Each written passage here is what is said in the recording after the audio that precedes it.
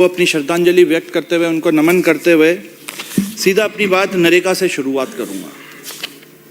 बिंदु संख्या 79 में ये बोला भी गया है कि राष्ट्रपिता महात्मा गांधी जी के ग्राम स्वराज की इसमें बात की गई है। तो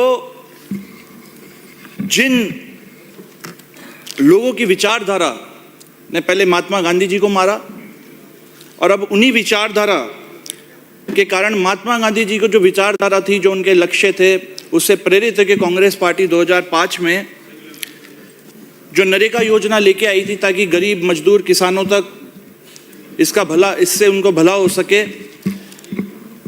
गांव के गांव में रोजगार रुक सके। इससे प्रेरित होकर कांग्रेस पार्टी और यूपीए की उस समय की गवर्नमेंट इसको लेके आई थी। अभी जो नया कानून आया है उसमें 100 दिन से बढ़ाकर 125 दिन कर दिया गया है, जबकि वास्तविकता बात यह है कि ऑन एन एवरेज 50 दिन का इसके अंदर रोजगार दिया गया है।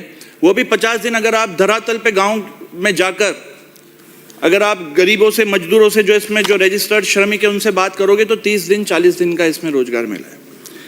अब कहने की बात यह है कि ये भी एक जुमला है और योजनाओं की तरह, और गरीब और मजदूरों के ऊपर बहुत बड़ा हमला है। 60 और 40 के रेशियो की इसमें बात हुई है,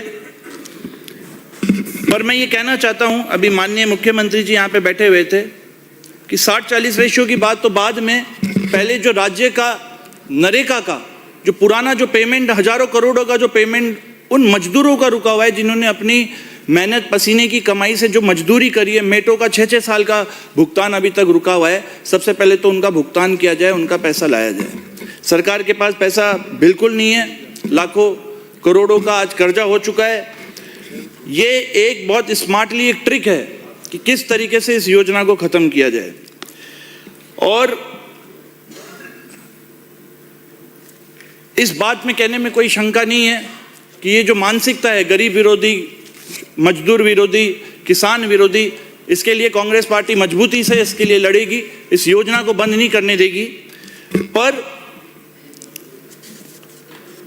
जो ये भी सोचने का विषय है कि जो शौचालय की किस्त अभी तक मिल नहीं रही है, आवास की जो प्रधानमंत्री आवास की दूसरी किस्त मिल नहीं रही है, केटल टीन शेड जो बनवा लिए लाभार्थियों ने उसका पैसा उनको मिल नहीं रहा है, बड़ी बड़ी घोषणाएं कर दी वो पूरी हो नहीं रही है। तो ये एक सोचने का विषय है माननीय अध्यक्ष महोदय।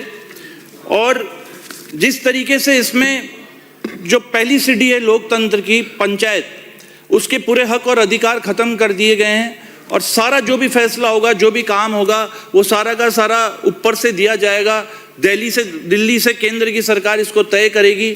और जो इनकी भावना है कांग्रेस और बीजेपी के, हर चीज में भेदभाव करना, मैं तो अपनी विधानसभा की बात करूं कि मैं, क्योंकि कोटा जिले में कांग्रेस का विधायक हूं, ये जरूर है कि बीजेपी पार्टी हिंदू के नाम पे वोट ले लेती है, देवी देवताओं के नाम पे वोट ले लेती है, पर जहां कांग्रेस बीजेपी आ जाता है तो उसमें भी देवी देवताओं में भी ये देवी देवता कांग्रेस के, ये बीजेपी के।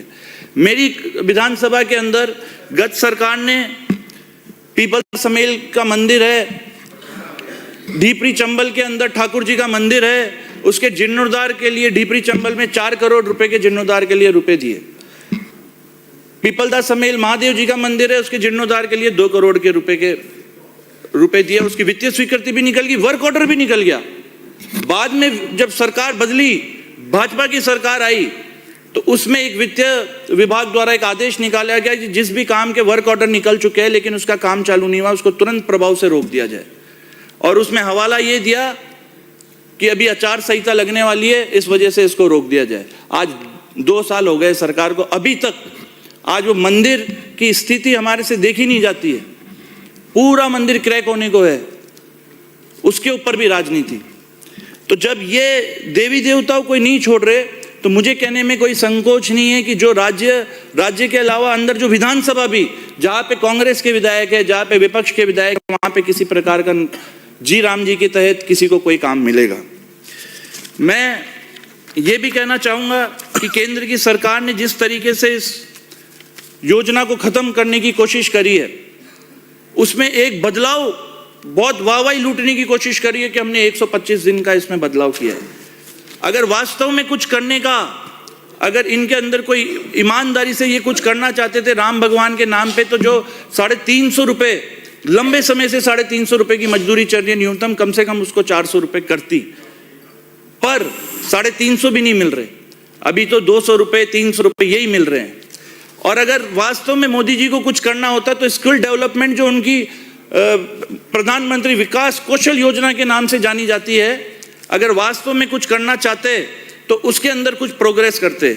आज स्थिति यह है कि मैं तो आपको जयपुर के अंदर बताऊं स्किल डेवलपमेंट की क्या स्थिति होगी। जयपुर कल्चरल सोसाइटी नाम की ट्रेनिंग पार्टनर ने बताया है कि उन्होंने 31 फरवरी की ट्रेनिंग ऑनलाइन कर दी। 31 फरवरी, इतना बड़ा घोटाला। तो जो स्किल डेवलपमेंट को ही जो मोदी जी नहीं चला पाए, तो और जो कांग्रेस के समय की योजना जिसमें गांधी जी का नाम आ रखा है उसको वो चला पाएंगे, ऐसा हम बिल्कुल नहीं सोच सकते।